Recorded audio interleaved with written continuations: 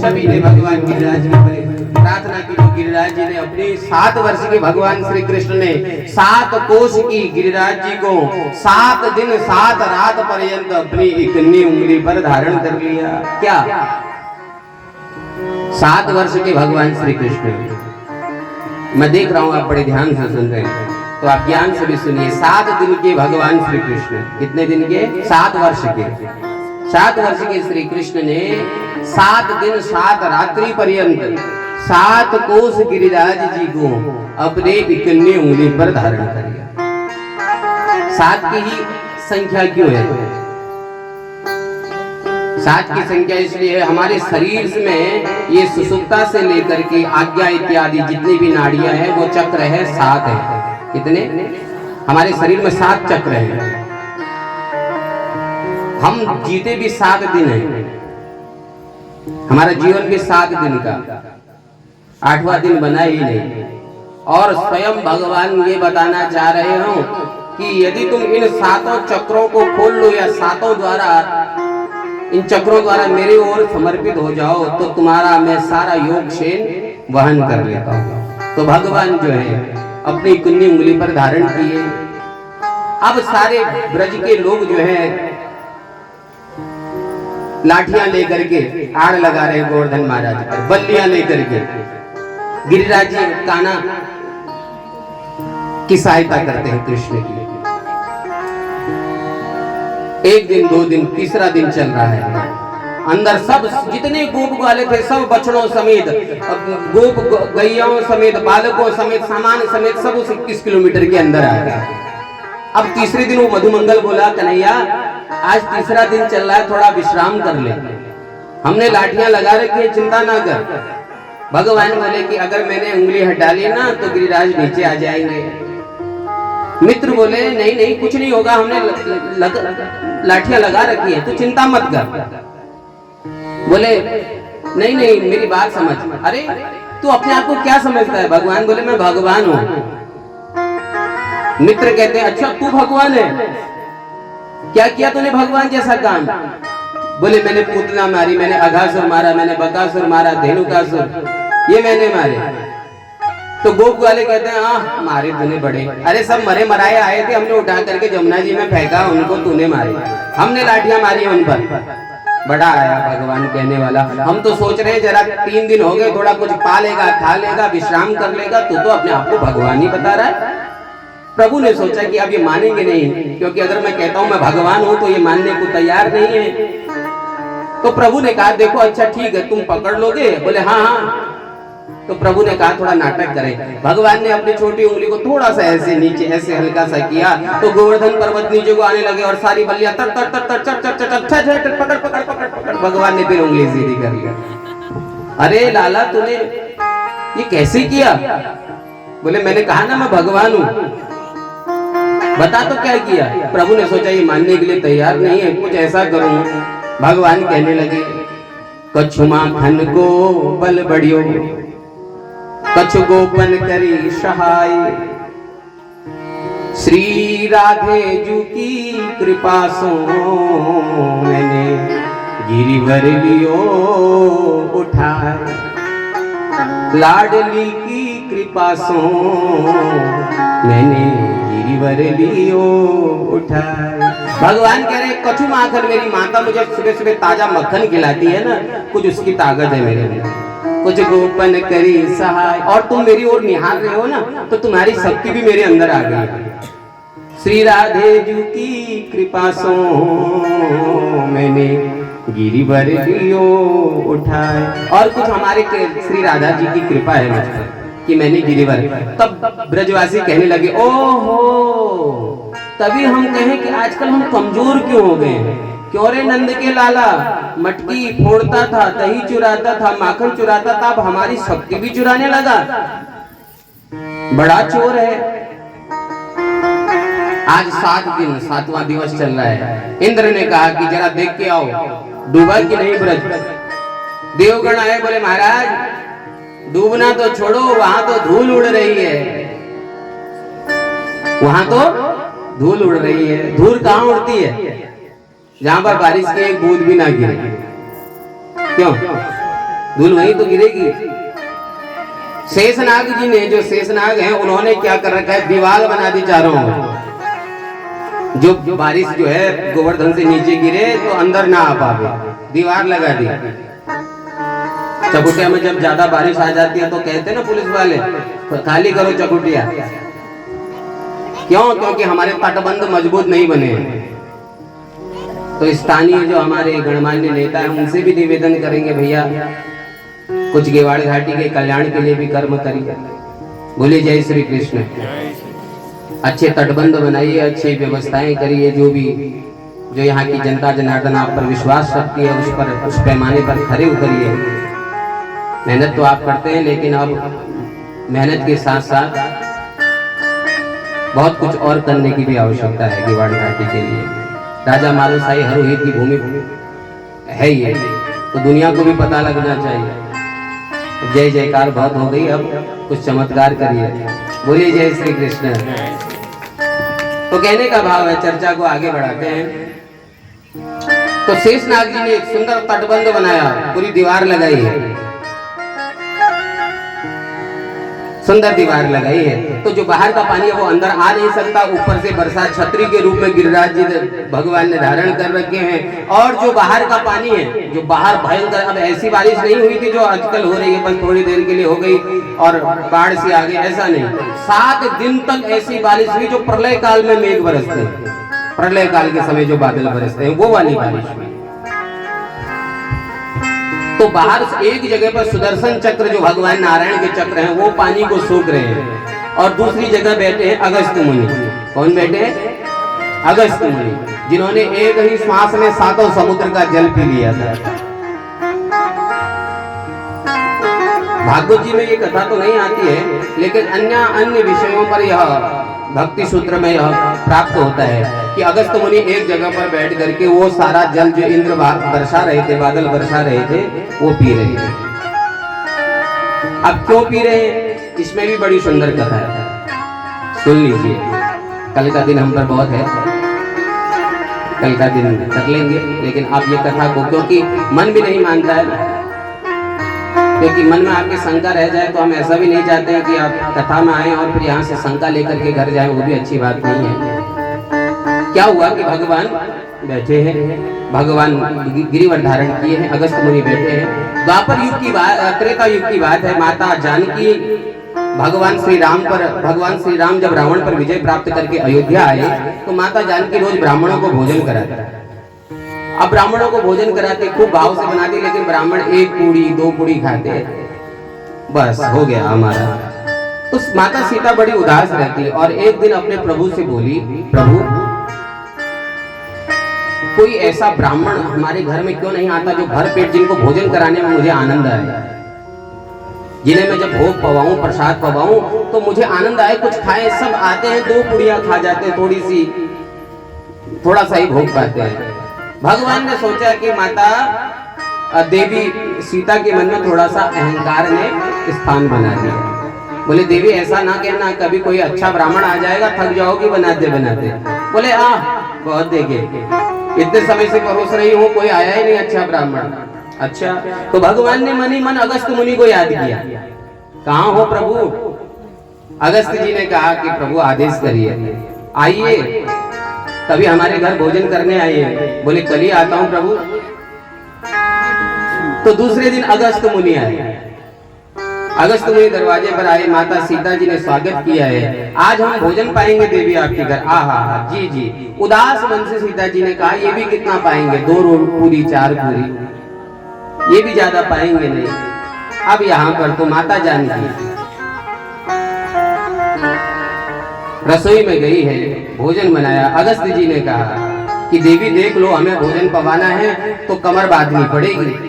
बोले ठीक है, आप पाइए तो सही। थाल लगाई है, भोजन सजाया है। अब जानकी जी ने भोजन लगाया तो अगस्त जी ने कटोरी की ओर देखा, फिर जानकी जी की ओर देखा। आहा, छोटी सी कटोरी है। आजकल बड़ी सुंदर सुंदर बर्तन आ गए हैं, वो खाली दिखने में सुंदर होते हैं, बाकी कुछ नहीं होता। हाथ में ऐसे कर दिया ना तो कल्याण उनका। पहले पीतल के होते थे भारी, अगर कभी लड़ाई छिड़ गई तो एक लोटा अगर फेंक दिया तो हो गया कल्याण वहीं पर। बोले जय श्री कृष्ण। शादी ब्याह में पहले देखते पीतल के सब होते थे ना, तो जानकी जी ने कहा शुरू करिए महाराज।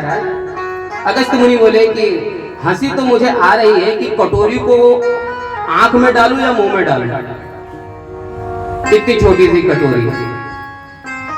अब अगस्त मुनि ने भोजन पाना प्रारंभ किया। 11 बजे भोजन करना शुरू किया महाराज जी ने। सायंकाल हो गया, उनको डकार भी नहीं आई। 11 बजे से भोजन शुरू किया तो शाम के 4 बज गए, डकार भी नहीं आई। जानकी जी ने 15 बार आटा गूंथ दिया, 15 बार आटा गूंथ दिया। सायंकाल हो गया अगस्त जी को। माता सीता जी बोली और चाहिए? अगस्त जी मुनि बोले आप लाते रहिए, आप मत रुकिए, अभी तो शुरुआत भी नहीं हुई हमारी। जानकी जी ने कहा नहीं बाबा सुनिए, आप प्रेम से पाइए, मैं बना रही हूँ, आप पाइए प्रेम से, भूखे मत जाइएगा। जी जी आप भोजन में बार बार टोको नहीं, भोजन करते वक्त किसी को टोकना नहीं चाहिए।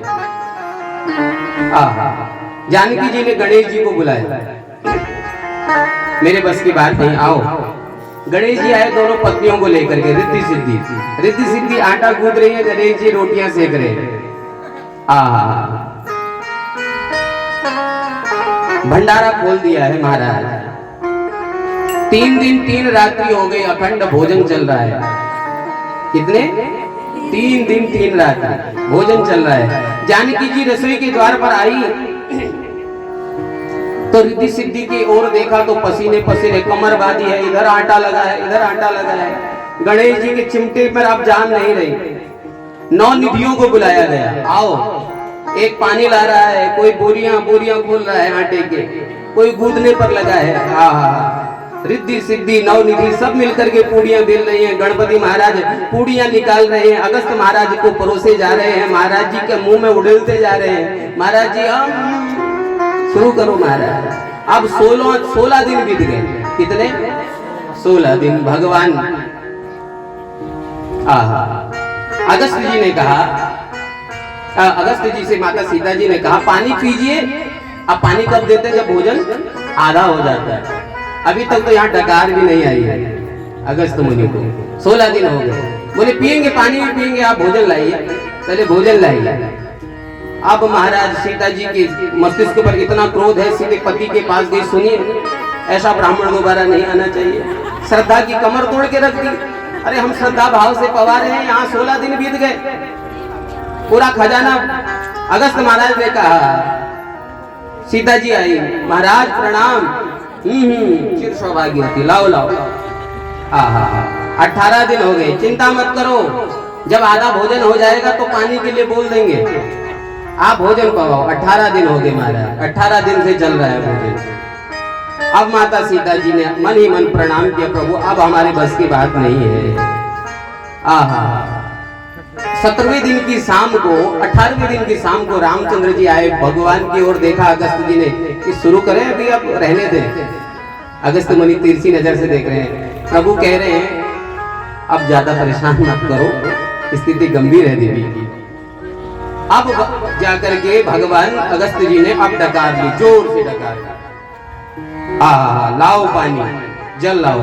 माता सीता ने कहा हमारे घर में इतना पानी नहीं है, जो इतना भोजन कर रहा है पानी कितना पिएगा। भगवान श्री राम जी ने कहा देखो मुनिवर, एक युग में भोजन करो, दूसरे युग में पानी पियो। जब दूसरा युग आएगा तब हम आपको आदेश करेंगे पानी पीने के लिए। तो वही अगस्त मुनि ने त्रेता युग में भोजन किया, और द्वापर युग में जब इंद्र ने भयंकर गरम सामर्थकम नाम मेघा नाम चंदकारिणम, मेघ सामर्थ्य नाम के मेघों को बुलाया, जो वो जल आया उस जल को फिर किसने पिया? अगस्त मुनि ने पिया। तो इसलिए अब आपके मन में यह शंका नहीं रहनी चाहिए कि पहले तो शंका आपके मन में आई भी नहीं होगी कभी कि जो पानी नीचे गिरा कहीं तो गया होगा, कभी आई भी नहीं होगी, क्योंकि आप लोग सुनते हैं। और जय श्री राम, जय श्री कृष्ण, प्रेम से बोलिए जय श्री कृष्ण।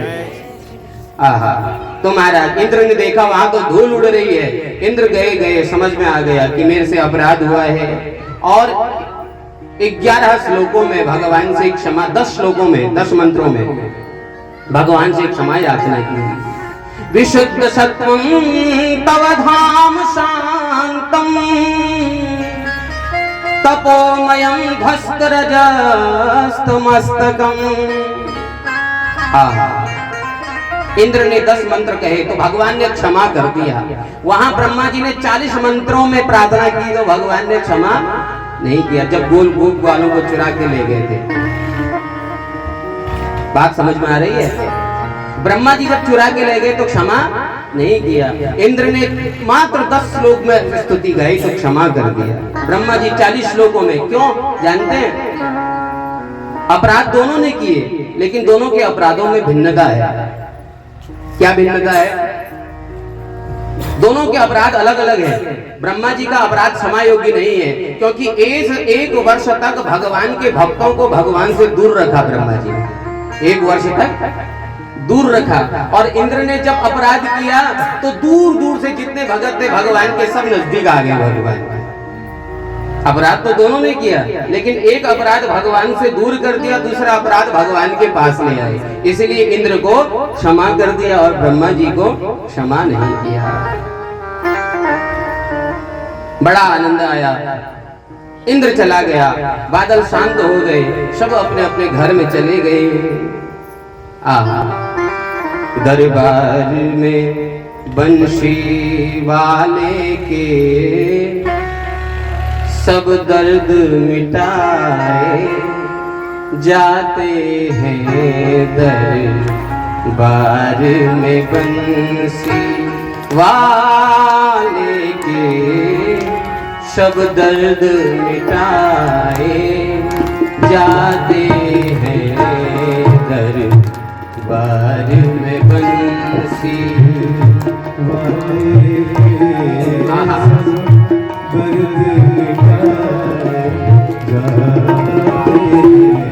दुनिया के सताए लोग यहाँ, दुनिया के सताए लोग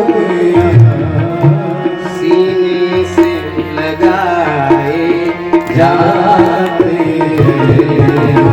दुनिया के सताए लोग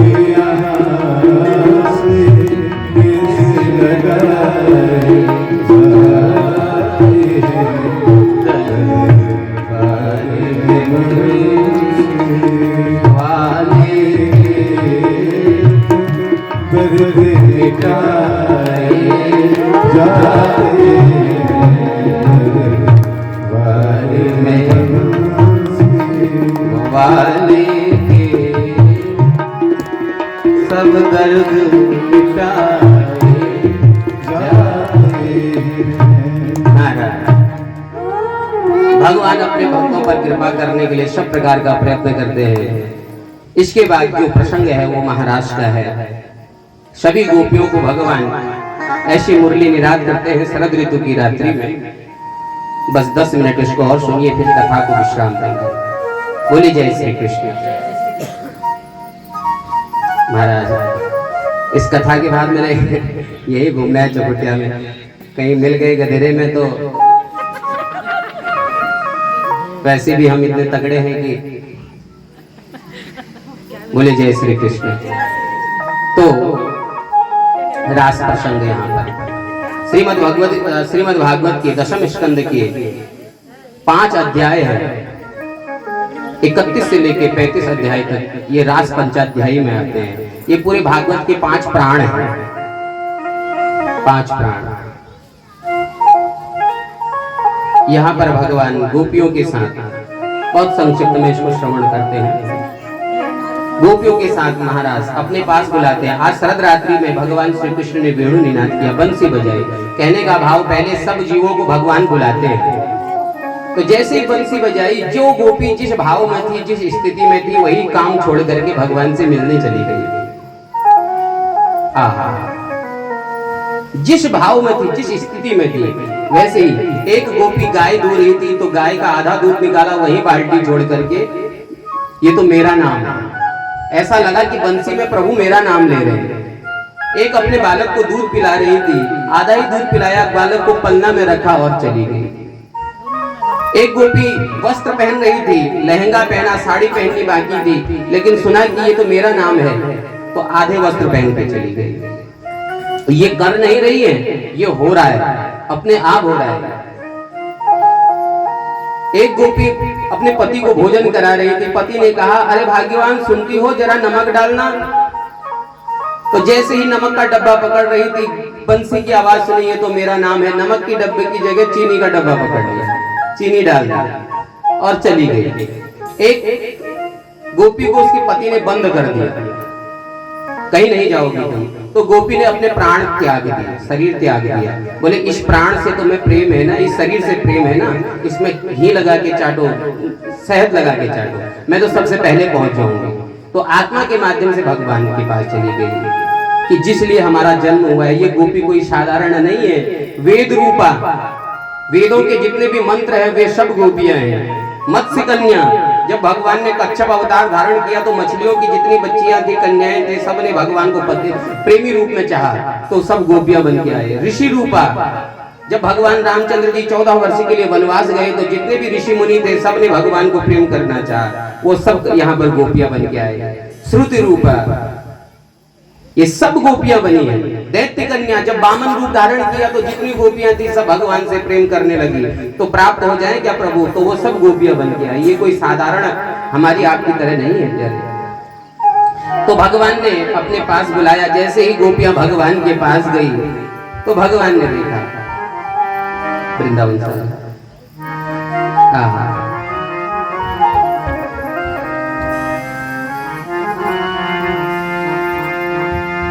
निशम्य गीतं नदनां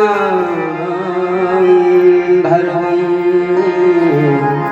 ब्रजस्त्रिय कृष्ण गृहीत मानसा। सब गोपियां पहुंची हैं भगवान के पास। भगवान ने देखा, ओ सब देवी, भगवान सबका स्वागत कर रहे हैं। क्या कह रहे हैं? स्वागतम भो भागा विप्रम किं करवाणि ते। गोपियों स्वागत है आपका, स्वागत है। क्या करें आपके स्वागत के लिए, क्या मनोरथ पूर्ण कर दो। आप यहाँ आए अर्धरात्रि में, सबको बुलाया, और जब सबको बुला लिया तो उसके बाद भगवान परीक्षा लेते हैं। भगवान कह रहे हैं, रजन ऐसा घोर रूपा घोर सत्वा निवेशिता। अरे तुम इतनी अर्धरात्रि में क्यों आई हो, अपने पतियों को, अपने बच्चों को छोड़ के, अपना घर बार छोड़ करके? ये अच्छी बात नहीं है गोपियों, जाओ अपने घर जाओ। पहले भगवान बुलाते हैं और फिर मन में सोचते हैं कि इसकी भक्ति पक्की है कि नहीं, कि संसार को लेकर मेरे पास आया है, कथा सुनने, ये मेरी कथा सुनने आया है कि मेरी कथा को खाली मनोरंजन की दृष्टि से सुनने आया है। मन में तो चल रहा है कि भैया पतिदेव कब दुकान से आकर के कब कहते हैं कि भैया रोटी दो, कब बच्चे वहां पर कहते हैं भैया तो आज देर क्यों कर दी। ये मेरी कथा सुनने आया है या मेरी केवल आनंद लेने, केवल? तो ठोक पीट करके परीक्षा लेते हैं। क्यों आई हो गोपियों, जाओ। दृष्टम वनम कुसुमितम राकेश कर रंजनम। अच्छा, तुम ये शरद रात्रि, शरद पूर्णिमा की ये चंद्रमा को देखने आई हो। राकेश कर रंजनम, ये सुंदर सुंदर फूलों की खुशबू लेने देख लिया। अब घोर रूपा, जाओ घर जाओ। अब गोपियां सिर नीचे करके रोने लगी। पहले तो बुलाते हो, अब क्या बताएं कि क्यों आई है। बहुत सुंदर यहाँ पर चर्चा हुई, लेकिन जब भगवान श्री कृष्ण ने सोचा कि इनकी भावना दृढ़ है, अब इनके साथ हम रास करेंगे, महारास करेंगे। भगवान श्री कृष्ण, बहुत यहाँ पर बीच में बहुत वार्ता हुई है गोपियों की और भगवान श्री कृष्ण की। यहाँ पर सुंदर वेणु गीत गाया है। मात्र एक श्लोक इस वेणु गीत का हम गाते हैं, गोपी गीत का।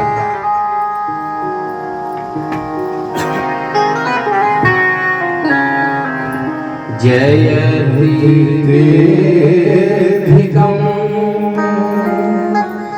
जन्मना व्रज शरत इंदिरा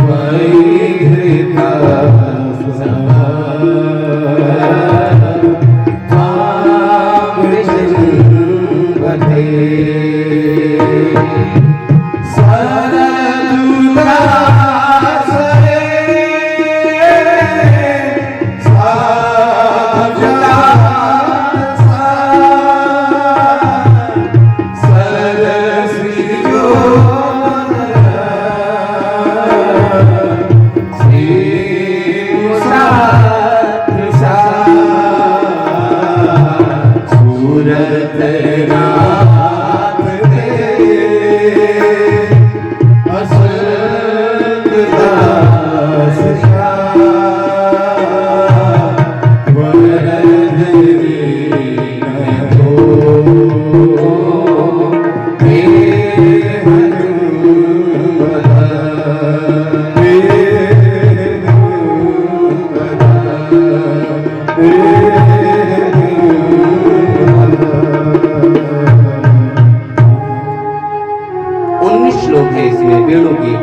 हे जो भी इसको भाव से सुनता है भगवान उस पर अपनी कृपा दृष्टि बनाते हैं। गोपियों का भाव देखिए, आपके जन्म से जयति तेधिकम, आपने जब अवतार लिया तो यह ब्रजमंडल जो है वैकुंठ से भी ज्यादा प्रभावशाली हो गया। माता लक्ष्मी यहाँ पर नृत्य करती है।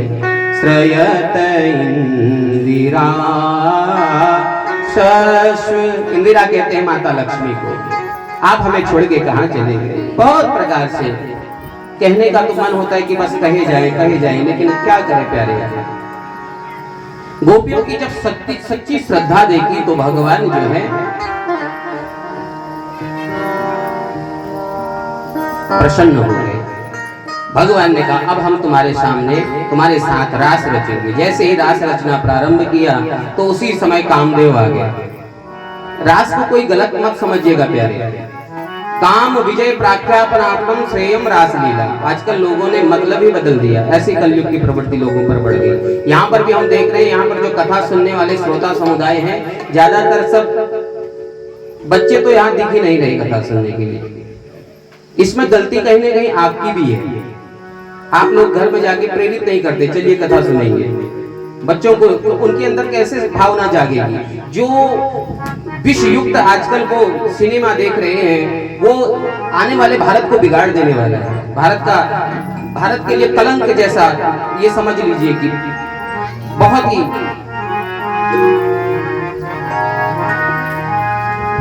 कैसे समझेंगे।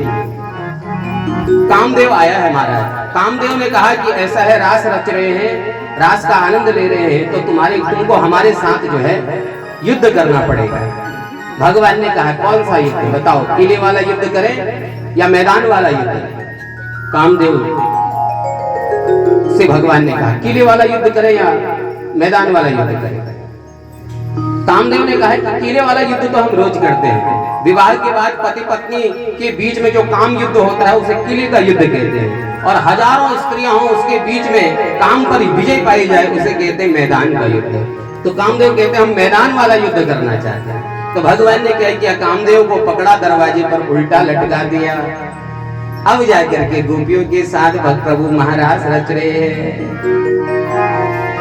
कान्हा रे थोड़ा सा प्यार दे